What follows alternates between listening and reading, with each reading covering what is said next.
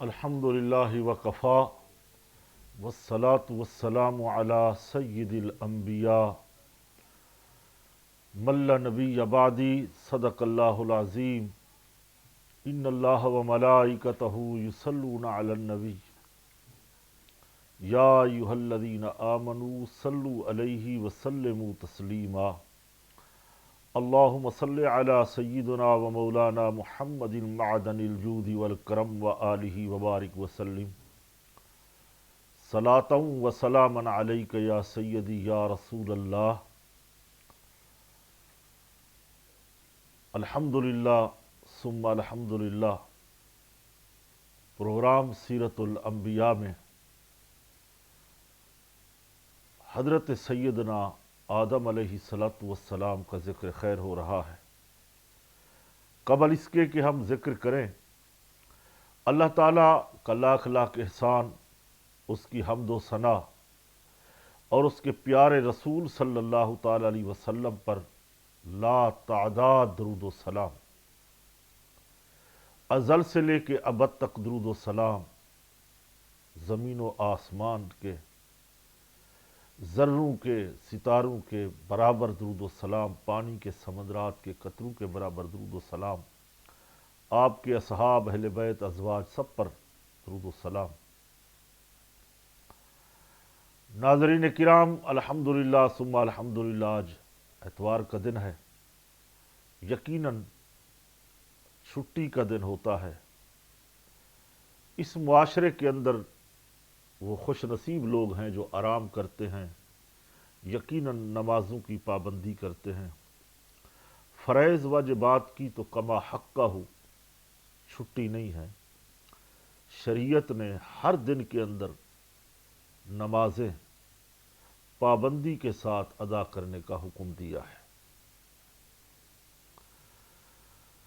الحمدللہ جہاں اور دیگر ہم مصروفیات کو بڑھاتے ہیں یا سمیٹتے ہیں، تو انہی دنوں میں ہم یہاں پر اپنے معاملات کو، اپنے دیگر کاموں کو جو کرتے ہیں، اس میں نماز 5 وقت کا جو خیال ہے وہ ضرور رکھنا ہے اور وہ ادا کرنی ہے۔ پچھلے پروگراموں کے اندر سیدنا آدم علیہ السلام مسجود الملائکہ، انہیں سجدہ تعظیمی کرایا گیا، ذکر خیر ہوا، انبیاء کرام کا ذکر باوضو ہو کے کیا جائے، باوضو ہو کے سنا جائے، یقیناً اس کی برکتیں حاصل ہوتی ہیں۔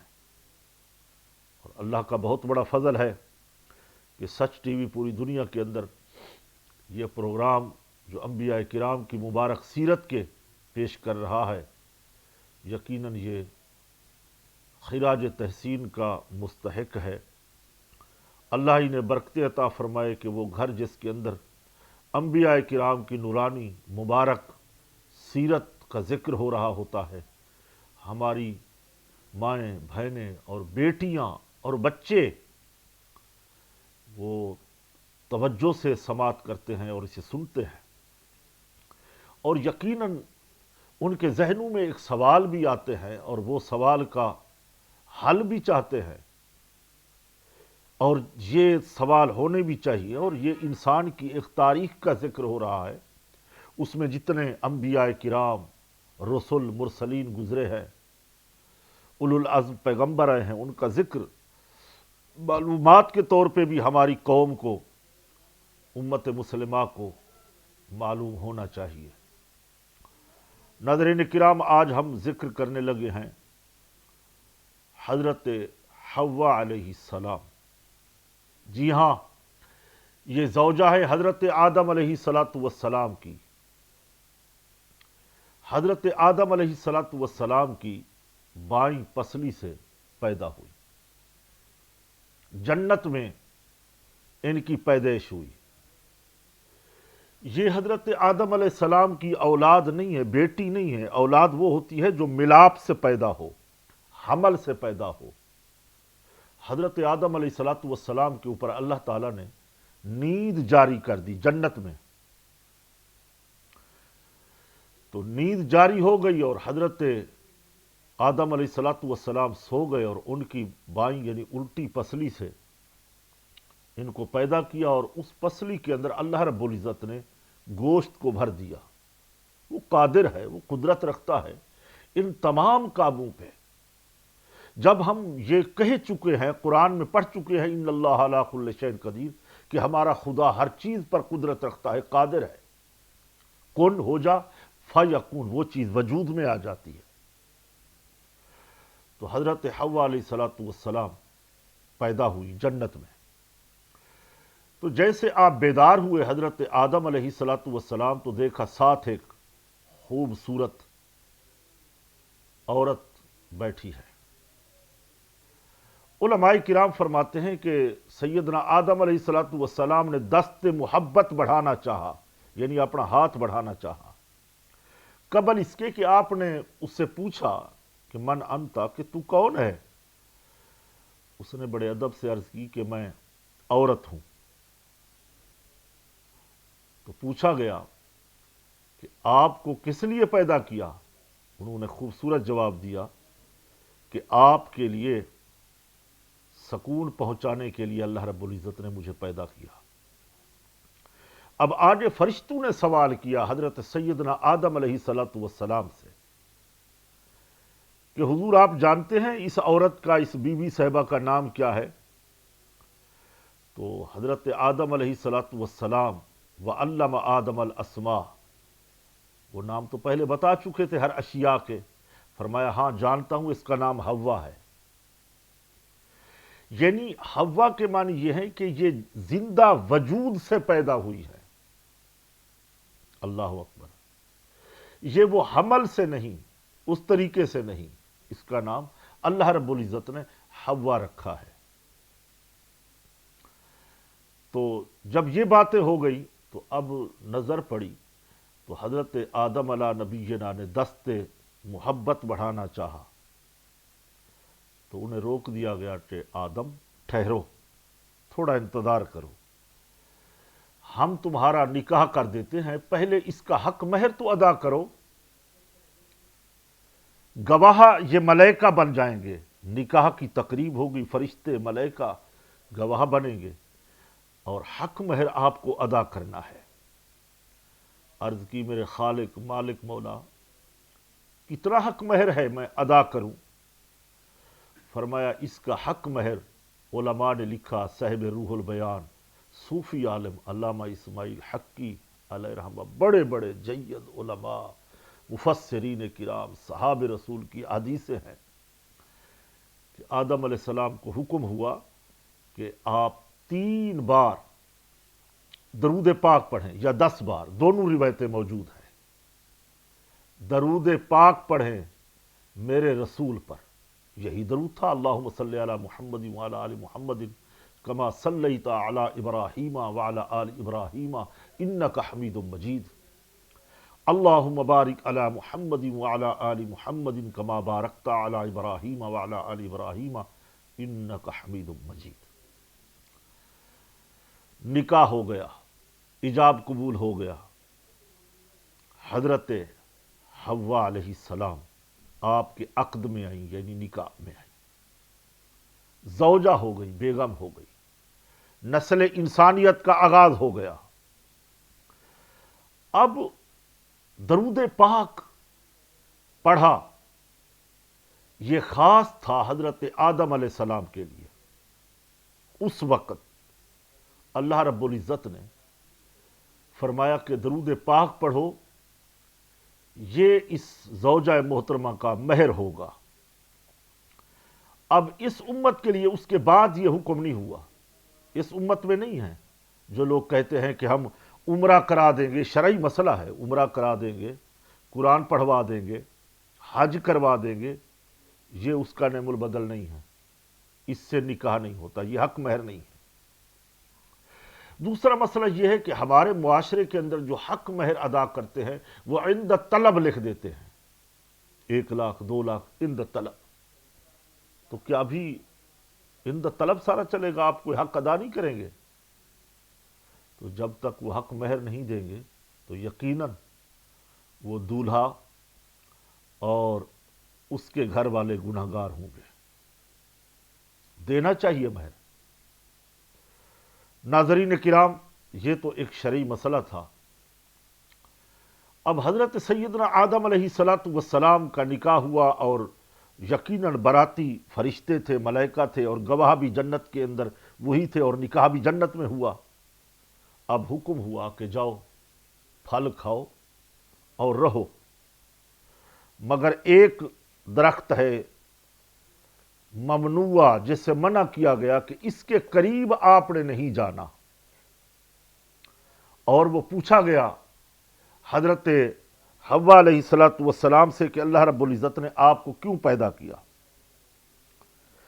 تو ہر چیز کا ایک مقصد ہوتا ہے۔ اللہ نے دنیا میں کوئی ایسی چیز پیدا ہی نہیں کی جس کو کوئی ایسی چیز جو بغیر مقصد کے وجود میں آئی ہو۔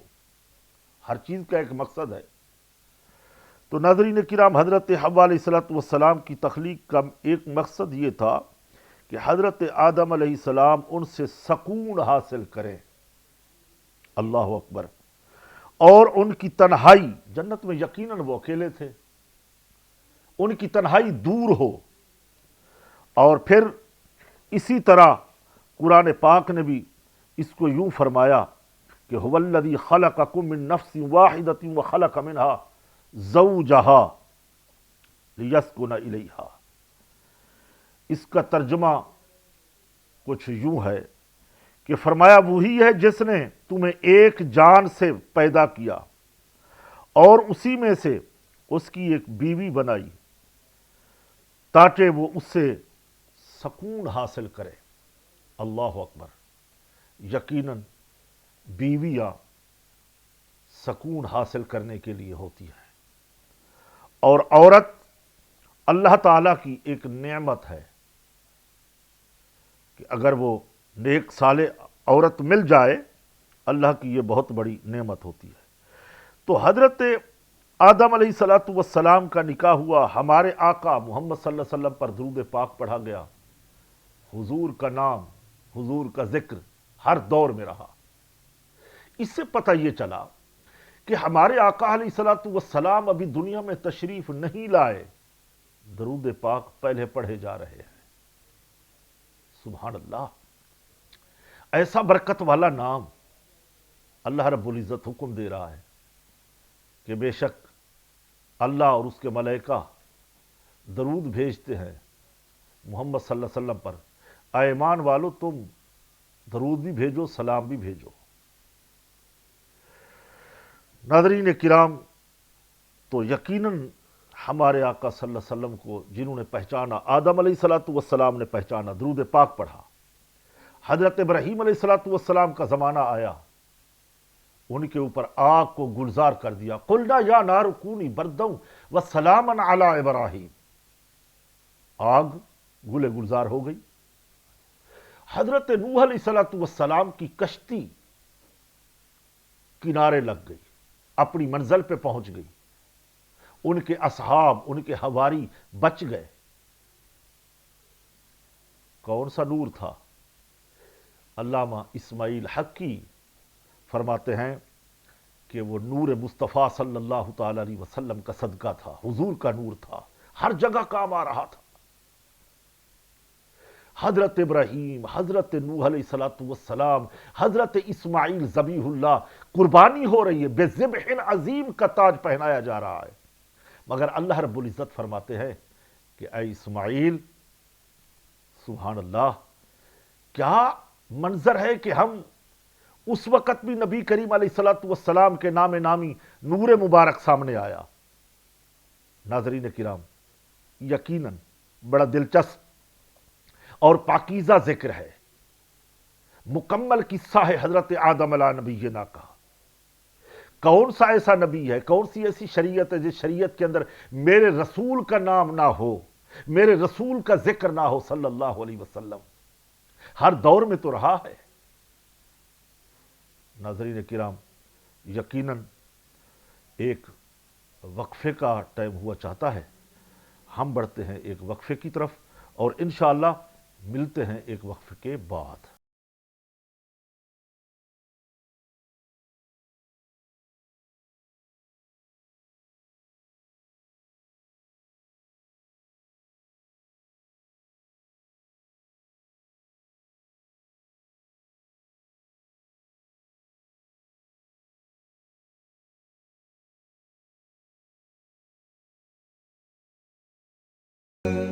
ایک بار پھر پروگرام میں آپ کو خوش آمدید کہتے ہیں. آپ دیکھ رہے ہیں سیرت الانبیاء اور سچ ٹی وی کے ناظرین، یقیناً آپ محبت کے ساتھ سنتے ہوں گے، سماعت کرتے ہیں، دیکھتے ہیں پروگرام کو. تو ہم ایک اہم مسئلہ جو بیان کرنے جا رہے تھے، جو کیا بھی ہے،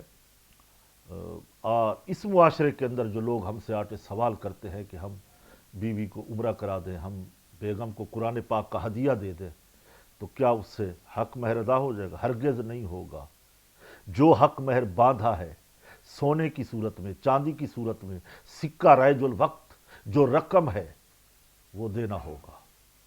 زمین، پراپرٹی، مکان، گھر، یہ بھی آپ مہر کے اندر دے سکتے ہیں.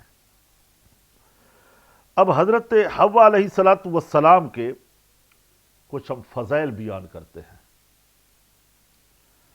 حضرت حوا علیہ السلام کو بہت سے فضائل اللہ رب العزت نے عطا کیے اور انہیں حاصل ہے.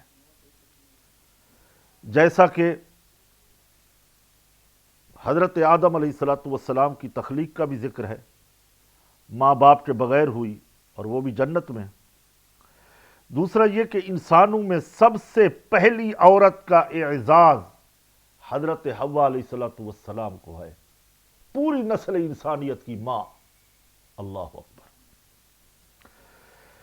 تو حضرت حوا علیہ السلام کا نکاح پہلے انسان اور نبی، پہلے انسان اور اللہ کے خلیفہ حضرت آدم علیہ السلام سے ہوا، اور وہ بھی نکاح جنت میں ہوا. سبحان اللہ. اس پاکیزہ محفل میں ہمارے آقا صلی اللہ علیہ وسلم پر درود پاک پڑھا گیا. بڑی بابرکت وہ محفل ہوتی ہے، نکاح کی تقریب ہوتی ہے، جس میں اللہ تعالیٰ کی حمد اور رسول اللہ صلی اللہ تعالیٰ علیہ وسلم پر درود پاک پڑھا جائے. یقیناً وہ برکت والی ہوتی ہے. اس کے علاوہ اور بھی علماء کرام نے فضائل بیان کیے کہ آپ رضی اللہ تعالی عنہ ابو البشر یعنی حضرت آدم علیہ السلام کی تمام اولاد کی ماں ہیں. یہ خاص فضائل حضرت حوا علیہ السلام کے ہیں. انہیں یہ شرف حاصل ہے، نکاح جنت میں، درود پاک کا پڑھا جانا، پھر پیدا ہونا، پھر یہ کہنا کہ میں آپ کے سکون کے لیے ہوں. ناظرین کرام، ہم آج یہ جائزہ لیں اور دیکھیں، سبق حاصل کریں کہ جو یہاں نکاح ہوتے ہیں، جن کو بیوی بنایا جاتا ہے، تو اس کو سکون حاصل کرنے کے لیے نیک عورت نکاح میں آئے تو یہ اللہ کی بہت بڑی نعمت ہوتی ہے. اور وہ عورت کے لیے بھی شوہر بہت بڑی عزت ہوتی ہے. اور وہ گھر کا نظام، دنیا کا نظام ایک بہترین جوڑے سے چلتا ہے. اسی میں اللہ رب العزت کی خوشنودی ہے کہ ہر زمانے میں، ہر شریعت میں اللہ رب العزت نے نکاح رکھا ہے. نکاح فطرت سے ہے. کوئی نبی ایسا نہیں ہے جس کی شریعت میں نکاح نہ رہا ہو. نکاح ہر شریعت میں، ہر نبی کے دور میں رہا ہے. تو حضرت حوا علیہ السلام کی پیدائش کا مقصد یہی ہوا، اور آج کی جو دیگر ہماری عورتوں کے پیدائش کا مقصد بھی ایک ہے کہ وہ سکون حاصل کرنے کے لیے. لہذا بیوی کو چاہیے کہ وہ شریعت کے دائرے میں رہ کے اپنے شوہر کی عزت کرے اور اپنا اعتماد بحال کرے، اسے کوئی تکلیف نہ دے. اور شوہر کو چاہیے کہ وہ اپنی بیوی کو اللہ تعالیٰ کی ایک عظیم نعمت سمجھے کہ اللہ رب العزت نے ہر چیز کے جوڑے بنائے ہیں، تو یقیناً انسان کے بھی جوڑے ہیں. جب یہ سارے کام ہو گئے تو فرمایا، اے آدم، تم اور تمہاری بیوی جاؤ جنت میں رہو، مگر اس درخت ممنوعہ کے پاس نہیں جانا، یعنی اس کو کھانا نہیں ہے. ناظرین کرام، اس سے قبل میں کچھ عرض کروں کہ یہاں پر ابلیس کو اس سے پہلے، نکاح سے پہلے، حضرت حوا کی تخلیق سے پہلے، پیدائش سے پہلے جنت سے نکال دیا گیا تھا، مردود بنا کر، لعنتی بنا کر، قیامت تک کے لیے لعنتی۔ یوم الدین کے ذکر قرآن نے بیان کیے، قیامت تک کے لیے لعنتی ہے۔ اللہ کی لعنت اس پہ، ملائکہ کی لعنت اس پہ، انسانوں کی لعنت اس پہ، نکال دیا گیا۔ اب وہ حسد کر بیٹھا، انتقام کی آگ میں جل اٹھا۔ انہیں کہا گیا کہ جنت میں رہو، نیند بھی کرو، جو پھل کھانے ہیں وہ بھی کھاؤ، اور چہل قدمی کرو، سیر کرو، مگر اس درخت کے قریب نہیں جانا۔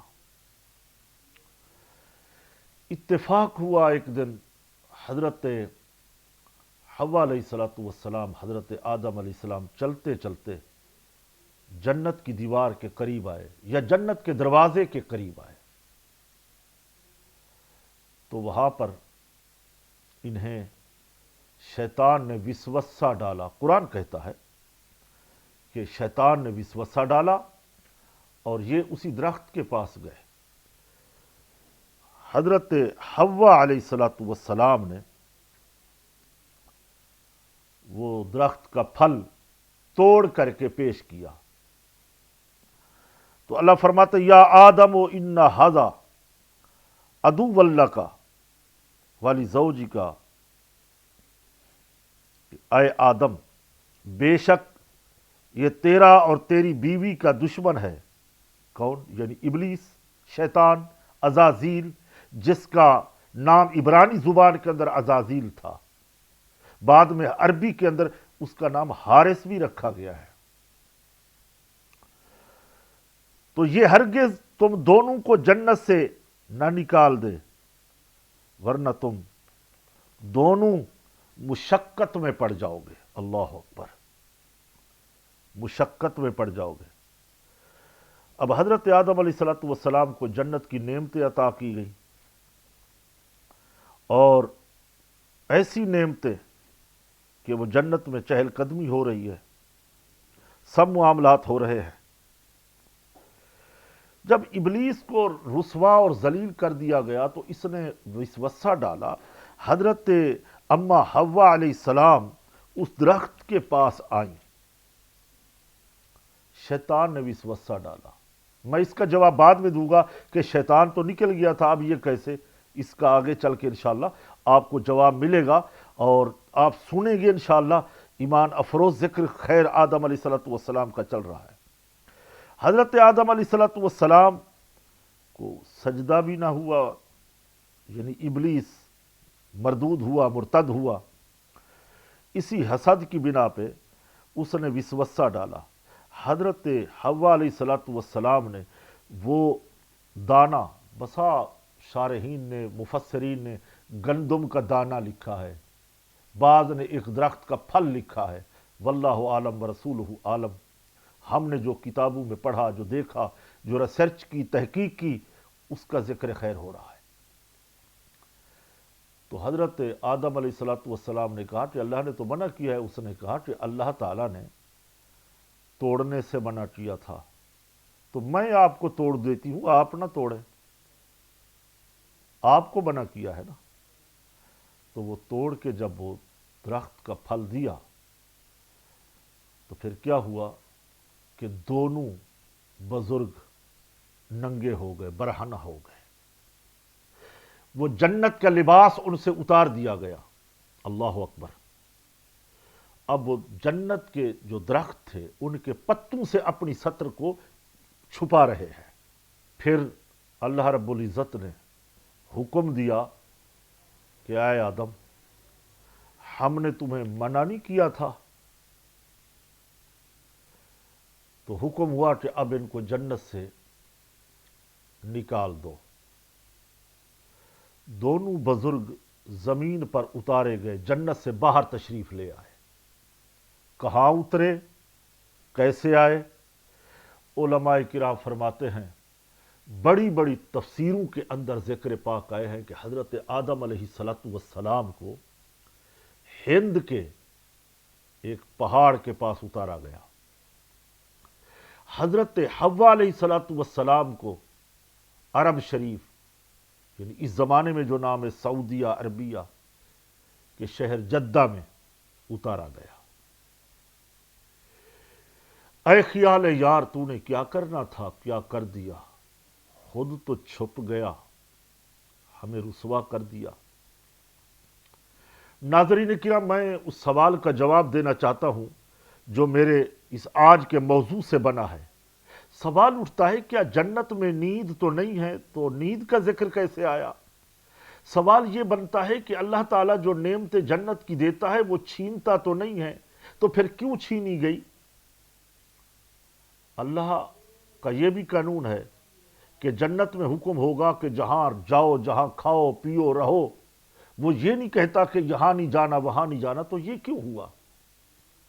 حضرات بالکل صحیح سوال ہے۔ اس کا جواب یہ ہے کہ یہ جنت میں اس وقت کا واقعہ ہے جب ابھی آدم علیہ السلام کی تخلیق اور وہ جنت میں رہنے لگے، اس وقت ان کے لیے نیند بھی تھی، چہل قدمی بھی تھی، اور درختوں کے پھل بھی بطور ایک نعمت تھے، جنتی پھل، جزا و سزا کا معاملہ نہیں تھا۔ اب جب جنت میں دوبارہ داخل ہوں گے قیامت کے بعد، اس وقت نہ جنت میں نیند ہوگی، نہ یہ روک ٹوک ہوگی، نہ وہاں پہ دیگر معاملات ہوں گے۔ تو اس کا جواب ہم نے بالکل قرآن و احادیث کی روشنی سے پایا۔ اب تشریف لائے، اب ایک عرصہ دراز تک روتے رہے، گریہ زاری ہوتی رہی۔ تمام انبیاء کرام سے سب سے زیادہ علماء کرام فرماتے داؤد علیہ السلام سے زیادہ، حضرت نوح علیہ السلام سے زیادہ جو گریہ کرنے والی انبیاء میں سے جو ذات ہے وہ حضرت آدم علیہ السلام کی ہے۔ احادیث کے اندر آتا ہے، صحابہ کرام نے روایتیں پیش کی ہے، حضور علیہ السلام نے ان کا ذکر خیر فرمایا ہے۔ پھر کیا ہوا؟ اب توبہ کے لیے بات چل پڑی۔ کرنا کیا تھا ناظرین کرام؟ اب ہوا یہ کہ ایک دوسرے کو تلاش کرنے لگے۔ میدان عرفات کے اندر ملاقات ہو گئی 9 ذی الحج کو، اس لیے اس دن کو عرفہ کہتے ہیں، اور عرفات ایک میدان کا نام ہے۔ دونوں نے ایک دوسرے کو عرفہ، عرفات، عرفتہ پہچانے گئے، پہچاننے کی جگہ ایک دونوں کو دوسرے کو انہوں نے بزرگوں نے پہچان لیا۔ دوسرا سوال یہ اٹھتا ہے کہ شیطان کو تو نکال دیا گیا، پھر یہ جنت میں کیسے پہنچا؟ ان بزرگوں کو جا کے درخت کے پاس لے گیا۔ علماء کرام اس کے 2 جواب دیتے ہیں۔ ایک تو یہ کہ یہ سانپ کے منہ پر بیٹھ کے اندر گیا تھا، دوسرا یہ تھا کہ یہ بزرگ چلتے چلتے باب جنت میں پہنچے، یعنی جنت کے دروازے پہ، بیرونی دروازے پہ تک پہنچ گئے۔ وہاں پر شیطان کا آنا جانا تھا۔ جنت کے اندر تو داخلہ اس استاد کا ممنوع تھا، یعنی ان کے اوپر پابندی لگا دی گئی تھی، مگر یہ استاد جنت کے دیواروں کے ارد گرد گھومتا رہتا، حاسد تھا، انتقام پسند، انتقام لینا چاہتا تھا۔ اب زمین پہ بھیجے گئے، ملاقات بھی ہو گئی، اب توبہ کا ارادہ فرمانے لگے کہ ہم اپنی اس لغزش پہ، یہ جو سرزد خطا اجتہادی ہوئی ہے۔ پھر کیا ہوا؟ اللہ فرماتے فَتَلَقَّى آدَمُ مِن رَبِّهِ كَلِمَاتٍ، اللہ اکبر، ہم نے القاء کیا، الہام دل کے اندر، کہ آدم کو کچھ کلمات سکھا دیے توبہ کے، کہ آدم علیہ السلام توبہ کی طرف بڑھے، اور کہنے لگے مولا میں تجھے واسطہ دیتا ہوں اس محمد صلی اللہ علیہ وسلم کا جو تیرے نام کے ساتھ جڑے ہوئے ہیں، اللہ اکبر، جس پر میں جنت کے اندر درود پاک پڑھ کے آیا ہوں، اسی کا وسیلہ نہ پیش کروں؟ تو اللہ نے فرمایا کہ اے آدم، اور ایک دعا بھی مانگی، ربنا ظلمنا انفسنا وَإِن لَّمْ تَغْفِرْ لَنَا وَتَرْحَمْنَا لَنَكُونَنَّ مِنَ الْخَاسِرِينَ۔ ناظرین کرام، یقیناً اللہ رب العزت انبیاء کرام کی دعاؤں کو قبول فرماتے ہیں۔ زمین پر بھیجا گیا، توبہ بھی قبول ہو گئی، کلمات بھی سکھا دیا۔ اے آدم، تم نے یہ محمد صلی اللہ علیہ وسلم کو کیسے پہچانا؟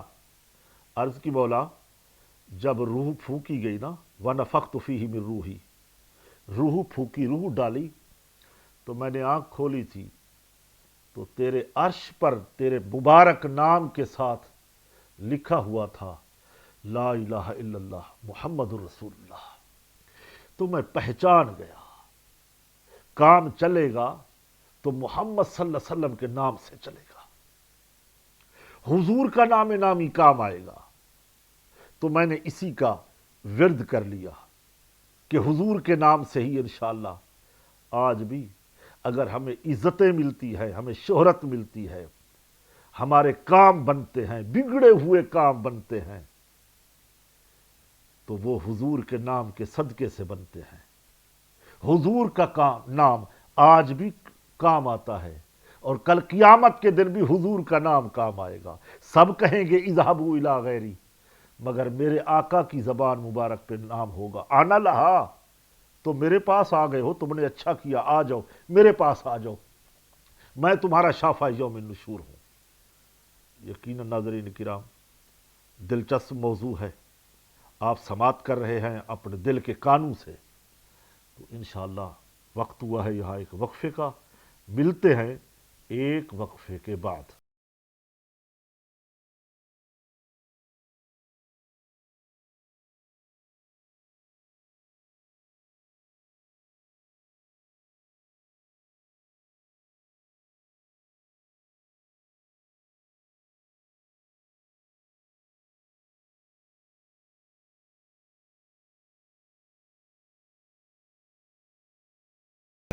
جی ناظرین کرام، ایک بار پھر پروگرام سیرت الانبیاء میں آپ کو خوش آمدید کہتے ہیں۔ بات چل رہی ہے حضرت آدم علیہ السلام کی توبہ کی۔ توبہ قبول ہو گئی، سرکار دو عالم نور مجسم صلی اللہ علیہ وسلم کے مبارک نام کے صدقے سے توبہ قبول ہوئی۔ اس پاک نبی صلی اللہ علیہ وسلم کا ذکر کیوں نہ کرے، کیوں نہ نام لے، کیوں نہ درود پڑھے، جو ہمارے ہر کام میں، ہر معاملات میں ہمارے کام آتے ہیں۔ کل قیامت کے دن ہمارے آقا ہمارے کام آئیں گے۔ بچپن میں سنتے تھے کہ حضور کام آتے ہیں، کل قیامت کے دن ہم گنہگاروں کے کام آئیں گے۔ انبیاء کرام فرمائیں گے اذهبوا الی غیری، جاؤ ہمارے غیر کے پاس، مگر میرے مصطفیٰ کریم علیہ السلام فرمائیں گے آنا لہا، تم نے اچھا کیا کہ میری بارگاہ میں پہنچے۔ ناظرین کرام، اب ایک سوال آتا ہے کہ کیا انبیاء کرام کو ظالم کہنا یہ درست ہے؟ اللہ نے تو کہا ہے ربنا ظلمنا انفسنا وان لم تغفر لنا۔ حضرت یونس علیہ السلام کے بارے میں آئے، انہوں نے ارشاد فرمایا لا الہ الا انت سبحانک انی کنت من الظالمین۔ تو کیا اس معاشرے کو، مسلمانوں کو یہ کہنا درست ہے؟ مسئلہ یہ ہے کہ ہرگز اس کی اجازت نہیں ہے۔ سوچنا، زبان سے کہنا کفر ہے۔ وہ خدا ہے، خدا ہے، وہ اپنے انبیاء کرام کو جس القاب سے پکارے، جیسا کہے، اللہ کو یہ حق ہے۔ ہم اس کے بندے ہیں، ہمیں تو انبیاء کرام کے بارے میں یہ گمان بھی نہیں کرنا چاہیے، یہ ظالم کے ظلم کے الفاظ بھی نہیں کہنے چاہیے۔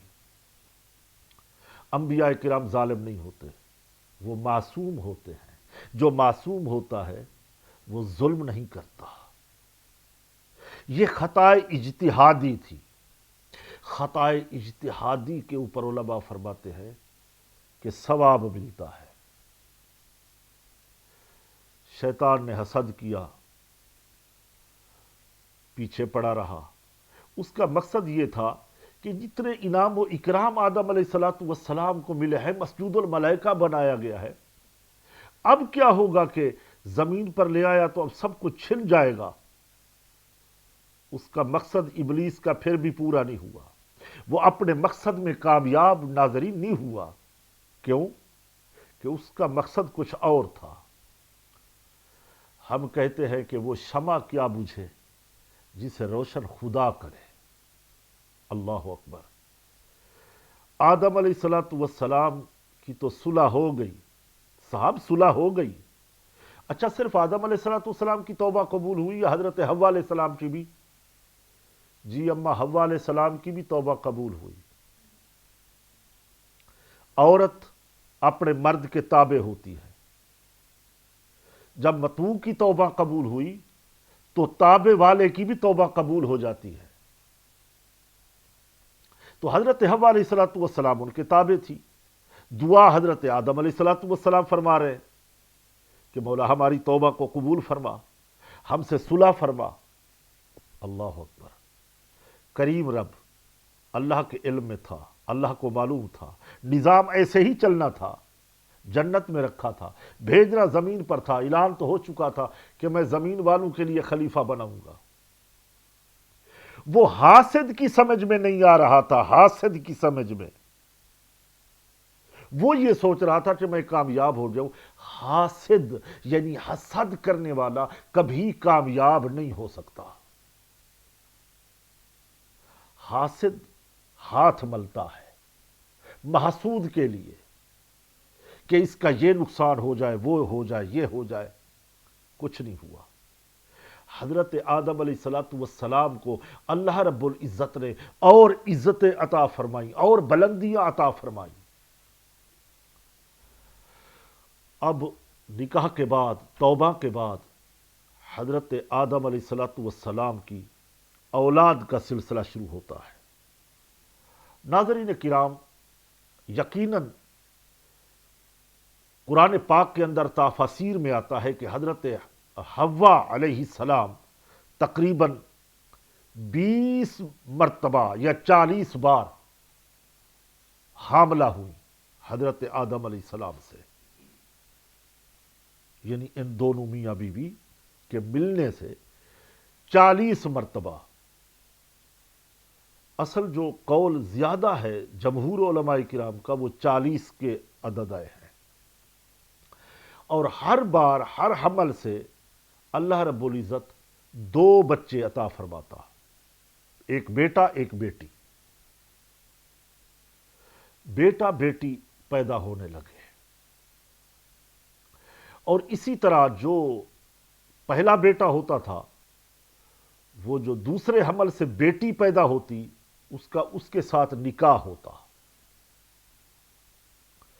یعنی اس بھائی کے ساتھ جو بہن پیدا ہوتی اس سے نکاح نہیں، اگلی بہن کے ساتھ۔ اس شریعت کے اندر اللہ رب العزت نے یہ جائز رکھا، اس کے علاوہ کوئی اور انسان تھا ہی نہیں، اور نسل انسانی کو اللہ تعالیٰ نے ایسے ہی اسی سے ہی چلانا تھا۔ تو اس شریعت کے اندر بہن کے ساتھ نکاح جائز تھا۔ اب ہمارے رسول صلی اللہ علیہ وسلم کی شریعت میں ماں کے ساتھ، بہن کے ساتھ، بیٹی کے ساتھ نکاح کو اللہ نے حرام قرار دیا ہے۔ ماں، بہن، بیٹی حرام ہو گئی ہے۔ تو اس سے اولاد چلی۔ بڑا دلچسپ منظر ہے کہ حضرت آدم علیہ السلام کے ہاں 2 ایسے بچے پیدا ہوئے، ایک کا نام قابیل ہے، ایک کا نام حابیل ہے۔ یہ عبرانی زبان کے لفظ ہیں۔ حضرت آدم علیہ السلام کی مبارک زبان جو تھی بولی جانے والی وہ عبرانی زبان تھی، عربی نہیں تھی، مگر عبور تمام زبانوں پہ تھا، سمجھتے سب تھے۔ جیسے ایک انسان آج کے دور میں بھی ایک زبان وہ بولتا ہے مگر عبور تمام زبانوں پر ہوتا، سمجھ لیتا ہے، سمجھتا ہے، کلام کبھی ضرورت پڑ جائے کر لیتا ہے، مگر ہر لمحہ یا گھر میں، آفس میں، دفتر میں وہ ایک ہی زبان کے ساتھ وہ کلام کرتا ہے۔ تو ایک بیٹا پہلے حمل سے قابیل اور ان کی ایک بہن پیدا ہوئی،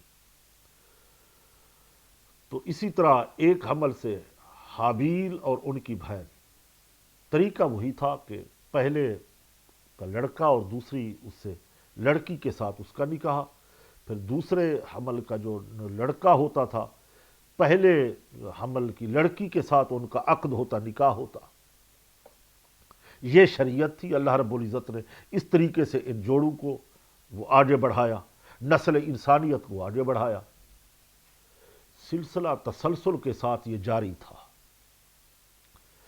اب نکاح جب ہونے لگا تو جو قابیل کے ساتھ لڑکی پیدا ہوئی وہ بہت خوبصورت تھی، جو حابیل کے ساتھ پیدا ہوئی وہ اتنا خوبصورت نہیں تھی، خوبصورتی میں کوئی کمزوری ہوگی۔ تو قابیل نے کہا کہ میں تو اسی اپنی بہن کے ساتھ ہی نکاح کروں گا جو میرے ساتھ پیدا ہوئی ہے۔ تو حضرت آدم علیہ السلام نے فرمایا کہ اللہ کا حکم یہ نہیں ہے، اللہ کا حکم کچھ اور ہے۔ جو میرے احکم الحاکمین، جو تمام حاکموں کا حاکم ہے، اس کا حکم چلے گا۔ تو اس نے کہا کہ نہیں، یہ تو محض آپ کا مشورہ ہے، اللہ کا تو کوئی ایسا حکم نہیں ہے۔ تو حضرت آدم علیہ السلام نے ان کو سمجھایا، کہا تم قربانی دو، جس کی قربانی قبول ہو جائے گی وہ اس کے ساتھ نکاح کر لے گا۔ قابیل کھیتی باڑی کا کام کرتا اور حابیل بکریاں چرایا کرتا، دونوں نے قربانی دی۔ قابیل نے ایک ڈھیری گندم کی، مثلا ایک بوری گندم کی اٹھا کے پہاڑ کے اوپر رکھ دی، اور حابیل نے ایک بکری ذبح کر کے پہاڑ کے اوپر رکھ دی۔ تو اس زمانے میں قبولیت کا یہ طریقہ تھا، جس کی قربانی کو آگ آ کے کھا لیتی، لے جاتی، اس کی قربانی قبول ہوتی اور وہ اللہ کے نزدیک مقبول ہوتا۔ تو قابیل کی قربانی مسترد ہوئی، قبولیت کے درجے کو نہیں پہنچی، اور حابیل کی جو بکری تھی اس کو آگ نے آ کے کھا لیا، وہ قبول ہو گئی۔ اب قابیل کے دل کے اندر حسد پیدا ہوا، اس نے کہا، اعلان کیا، دھمکی دی بھائی کو، حابیل کو، کہ میں تمہیں قتل کروں گا۔ اللہ اکبر۔ تو حابیل نے پلٹ کے جواب دیا کہ میں تمہیں قتل نہیں کروں گا، یعنی میں یہ گناہ کبیرہ نہیں کروں گا۔ قابیل سلسلہ چلتا رہا، وہ باضد تھا کہ میں اپنی بہن سے ہی نکاح کروں گا۔ آگے چل کے قابیل نے حابیل کو قتل کر دیا، مار دیا۔ یہ انسانیت کا پہلا قتل تھا۔ اب قتل تو کر لیا، اب وہ لاش کو، باڈی کو کندھے پہ رکھ کے گھوم رہا ہے کہ مجھے کرنا کیا ہے، اس کو کہاں رکھوں، گھر میں رکھوں، درخت کے اوپر رکھوں، کہاں رکھوں، کسی پہاڑ کے اوپر رکھوں۔ ناظرین کرام، اللہ رب العزت نے قرآن پاک کے اندر آتا ہے، ایک کوے کو بھیجا اس کے سامنے۔ ایک کوا آیا، اس نے اپنے دوسرے ہم جنس کوے کو پکڑا ہوا تھا، اس کو آ کے مارا، قتل کیا اپنے ہم جنس کو۔ مارنے کے بعد اس نے اپنی چونچ سے، یعنی اپنے منہ سے اور اپنے پاؤں سے زمین کے اندر ایک گڑھا کھودا، کھڈا کھودا، گویا وہ قبر بنانے کا ایک طریقہ بتا رہا تھا۔ وہاں کوے کو ڈال کے مٹی ڈال دی۔ اب قابیل یہ سارا منظر دیکھ رہا ہے، وہ قادر مطلق ہے، وہ بڑا بے نیاز ہے۔ وَتُعِزُّ مَن تَشَاءُ وَتُذِلُّ مَن تَشَاءُ بِيَدِكَ الْخَيْرُ إِنَّكَ عَلَىٰ كُلِّ شَيْءٍ قَدِيرٌ۔ وہ جیسے ہر چیز پہ قدرت رکھتا ہے، عزت ذلت وہ دینے والا ہے۔ اب ہوا کیا ناظرین کرام، یقیناً وہ اس نے سبق حاصل کیا قابیل نے کہ مجھے بھی اس طریقے سے جو ہے نا دفن کرنا چاہیے۔ تو قابیل نے قبر بنائی، گڑھا کھودا اور کھود کر کے حابیل کو وہاں ڈال کے مٹی ڈال دی۔ بعد میں افسوس کیا کہ کاش کہ میرے ذہن میں خود بات آتی، میں کوے سے نہ سیکھتا، انتظار میں نہ رہتا، ناظرین کرام، ہمارا خدا قادر مطلق ہے، وہ جیسے چاہے جس طریقے سے آزمائے وہ کر سکتا ہے۔ یہ حاسد ہوا قابیل، اس نے پہلا یہ قتل جیسا گناہ کیا، قیامت کے دن سزا ملے گی قتل کی، اور جو اور قتل ہوں گے وہ بھی ان کے زمرے میں آئیں گے۔ حدیث میں آتا ہے جو کسی گناہ کو کوئی ایجاد کرے گا اس کا بھی اس کی سزا بھی ملے گی، اور جو اس گناہ کو آگے لوگ کریں گے اس کی بھی سزا اس کو ملے گی، ایجاد کرنے والے کو۔ یہ بہت بڑا شرک ہے، بہت بڑا گناہ ہے۔ ناظرین کرام، یقیناً آج کا ہم ذکر خیر آدم علیہ السلام کے ان دو بیٹوں کا، حابیل و قابیل کا، یہاں اختتام کی طرف لے جانا چاہتے ہیں، اور ہمارا یہ جو پروگرام سیرت الانبیاء سچ ٹی وی کے توسل سے پوری دنیا میں دیکھا جا رہا ہے، اور ناظرین ہمیں دعائیں دیتے ہیں اور سنتے ہیں۔ انبیاء کرام کا ذکر کرنا سننا عبادت ہے اور دل کے اندر نور پیدا ہوتا ہے۔ ہم اسی لیے دعا کرتے ہیں، آئیے آپ بھی مل کر ہماری دعاؤں میں شامل ہو جائیں۔ الحمدللہ رب العالمین والصلاة والسلام علی سید الانبیاء والمرسلین۔ اللہم ربنا ظلمنا انفسنا وان لم تغفر لنا وترحمنا لنکونن من الخاسرین۔ مولا کریم تو ہمارا خدا ہے، ہماری اس نیکی کو، اس عبادت کو بارگاہ میں قبول فرما، ذریعہ نجات بنا۔ اے اللہ، پیارے حبیب علیہ السلام کی شفاعت نصیب فرما، ہمارے پیارے ملک پاکستان کی حفاظت فرما، پروردگار عالم افواج پاکستان کی خیر فرما جو سرحدوں کے اوپر پہرا دے رہی ہے۔ اللہ ہمارے ملک کی سرحدوں کو مضبوط سے مضبوط تر بنا دے، پروردگار عالم ہمارا خاتمہ ایمان پہ کر دے، ہمارے بیماروں کو شفا عطا فرما، ملک پاکستان کی خیر فرما، عالم اسلام کی خیر فرما۔ اے اللہ ہمارے ظاہر و باطن کو پاک فرما دے۔ اللہم ربنا اتمم لنا نورنا واغفر لنا انک علی کل شیء قدیر، سمعنا واطعنا غفرانک ربنا والیک المصیر، وصلی اللہ تعالی علی خیر خلقہ ونور عرشہ محمد وعلی آلہ وصحبہ اجمعین برحمتک یا ارحم الراحمین، وآخر دعوانا الحمدللہ رب العالمین۔